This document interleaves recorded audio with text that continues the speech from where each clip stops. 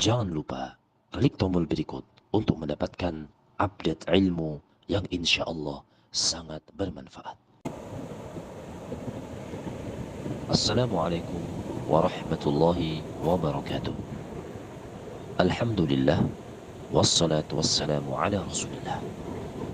Para pendengar yang Allah subhanahu wa ta'ala muliakan, di antara sahabat-sahabat Nabi Sallallahu Alaihi Wasallam yang memiliki cerita hidup yang istimewa, namun tetap menginspirasi kita semuanya, mereka adalah Zaid bin Harithah. Zaid bin Harithah atau Abu Usama. Dia adalah satu-satunya sahabat Nabi Sallallahu Alaihi Wasallam yang namanya diabadikan di dalam Al-Quranul Karim, Surah Al-Ahzab ayat ke-37. Penyebab turunnya ayat ini adalah karena sahabat yang mulia Zaid menisbahkan namanya kepada Nabi Shallallahu Alaihi Wasallam. Namun Allah Subhanahu Wa Taala menjelaskan dalam ayat ini bahwasanya anak angkat namanya tetap melekat kepada ayah kandungnya. Oleh karena itu Allah Subhanahu Wa Taala memuliakan namanya dengan menurunkan ayat tersebut. Selain namanya berada di dalam Al-Quranul Karim, dirinya adalah anak angkat Rasulullah Sallallahu Alaihi Wasallam, meski hanya beberapa tahun karena Allah Subhanahu Wa Taala melarangnya.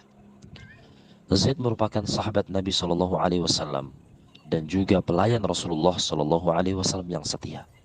Selain ikut hijrah ke Madinah, dirinya juga mengikuti setiap pertempuran dan juga peperangan dalam membela ajaran Islam.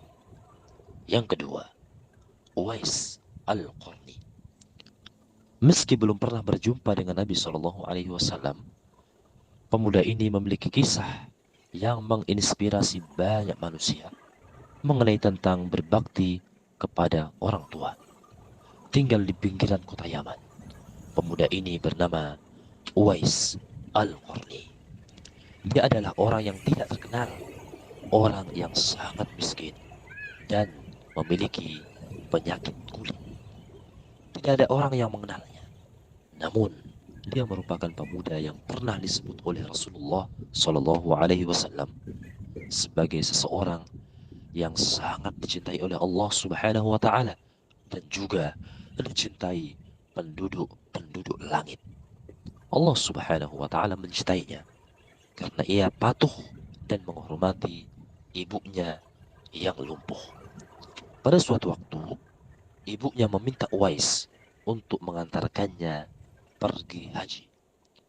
Uwais tidak menolak, meski mereka merupakan keluarga yang miskin. Dengan sekuat tenaga, dia menggendong ibunya yang lumpuh untuk berkunjung ke Baitullah.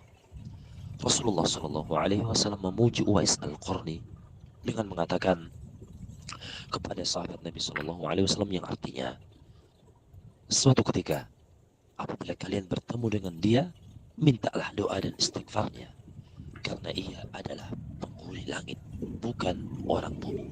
Hadis riwayat Ahmad. Yang ketiga, Sa'id bin Zaid. Sa'id bin Zaid adalah salah satu sahabat Nabi Shallallahu Alaihi Wasallam yang dijamin masuk surga dan memiliki keutamaan karena doanya yang mudah terkabul. Sebelum era kenabian, ia dikenal sebagai orang yang taat mengikuti agama Nabi Ibrahim alaihissalam.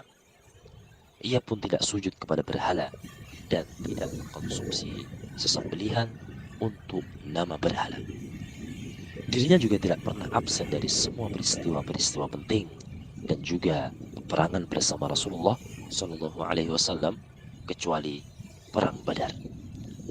Dari Sa'id bin Zaid bin Amr bin Naufal bahwasanya ada seseorang yang memperkarakannya terkait sebuah rumah.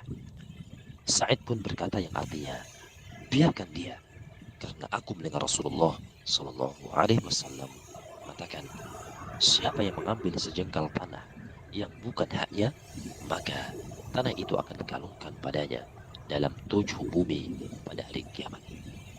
Ya Allah, jika ia berdusta, maka butakanlah jadikanlah kuburnya di rumahnya. Kemudian kata perawi, aku melihat wanita itu dalam kondisi buta.